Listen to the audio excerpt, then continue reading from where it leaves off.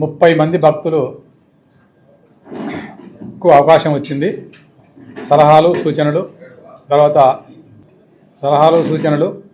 తర్వాత వాళ్ళు తిరుమలకు వచ్చినప్పుడు ఎదుర్కొన్నటువంటి చిన్న చిన్న సమస్యలను దృష్టికి తీసుకురావడం జరిగింది. ఎక్కువ మంది భక్తులు ఈరోజు తిరుమల తిరుపతి దేవస్థానం చేస్తున్నటువంటి కార్యక్రమాలను, భక్తులకు అందిస్తున్నటువంటి సేవల గురించి చాలా సంతృప్తి, సంతోషం వ్యక్తం చేసిన విషయం మీకు తెలిసిందే. అదేవిధంగా 2-3 సమస్యలను, సలహాలు, సూచనలు కూడా ఇచ్చారు. ఒకటి ఏంటంటే వెండి వాకిల నుంచి బంగారు వాకిల వరకు కొంచెం రద్దీ ఎక్కువ ఉంటుంది.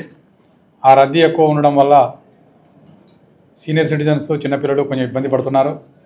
కాబట్టి తర్వాత దివ్యాంగులు కూడా ఆ వెండి వాకిల నుంచి బంగారు వాకిల వరకు కొంచెం ఎక్కువ సిబ్బందిని పెట్టి శ్రద్ధ తీసుకొని అక్కడ ఫ్రీగా వెళ్ళేటట్టు, భక్తులకు సౌకర్యవంతంగా దర్శనం అయ్యేటట్టు చూడమని చెప్పి సలహా ఇచ్చారు.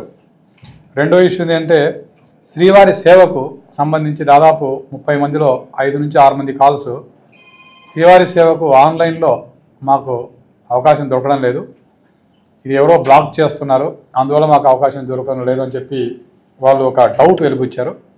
అది కరెక్ట్ కాదని చెప్పాము. ఎందుకంటే ప్రతి నెల 21వ తేదీ 2500 మందికి ప్రతిరోజు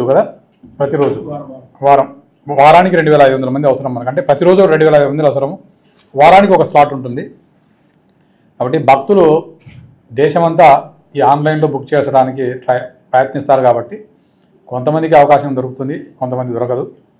కాబట్టి ఆన్లైన్లో ట్రై చేసుకోండి, ఖచ్చితంగా దొరుకుతుంది.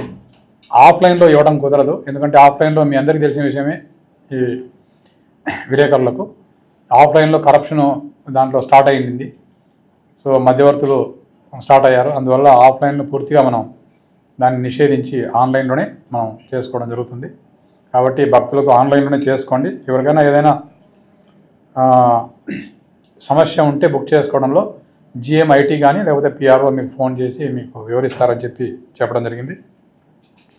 తర్వాత కొంతమంది భక్తులు ఎస్విబిసిలో వచ్చేటువంటి కార్యక్రమాలు చాలా చక్కగా ఉన్నాయి, బాగా చేస్తున్నారని చెప్పేసి అభినందనలు తెలపడం జరిగింది.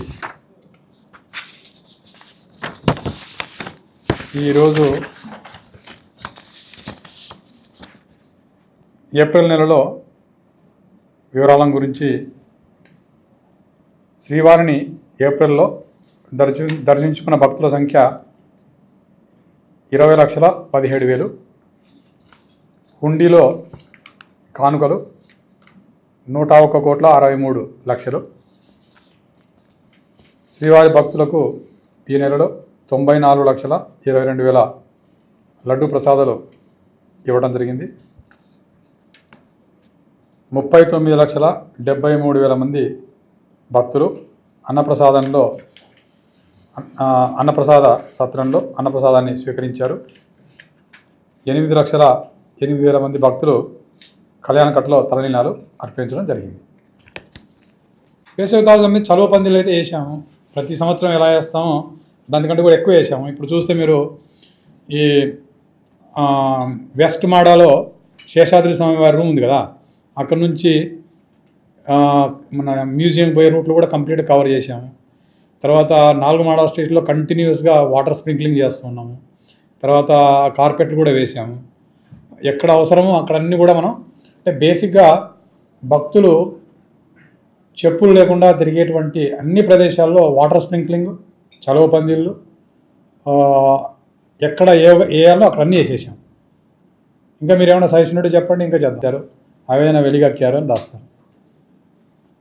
కాబట్టి మీరంతా కూడా హిందువులే కాబట్టి ఈ హిందూ ధార్మిక సంస్థను రక్షించుకోవాలన్న బాధ్యత మీకు ఈక్వల్గా ఉంటుంది. కాబట్టి మీరు దాన్ని పాజిటివ్గా చక్కగా తీసుకెళ్తే బాగుంటుంది. ఎందుకంటే నేనేమి మీకు జరిగిన దానికి విరుద్ధంగా రాయమని అడుగుతున్నాను, జరిగినట్టు రాయమని అడుగుతున్నాను. జరిగినట్టు భక్తులకు మంచిగా సందేశం ఇస్తే భక్తులు ఆనందపడతారు, దర్శనానికి వస్తారు, వాళ్ళు కూడా సంతోషంగా ఉంటారు అని చెప్పేసి మిమ్మల్ని అందరినీ కూడా నేను మనసారా కోరుకుంటూ ఈ సమావేశానికి మీరు వచ్చినందుకు చాలా ధన్యవాదాలు తెలుపుకుంటూ రేపు మళ్ళొకసారి వెంకటేష్ ఏం రాస్తారో చూద్దాం మరి.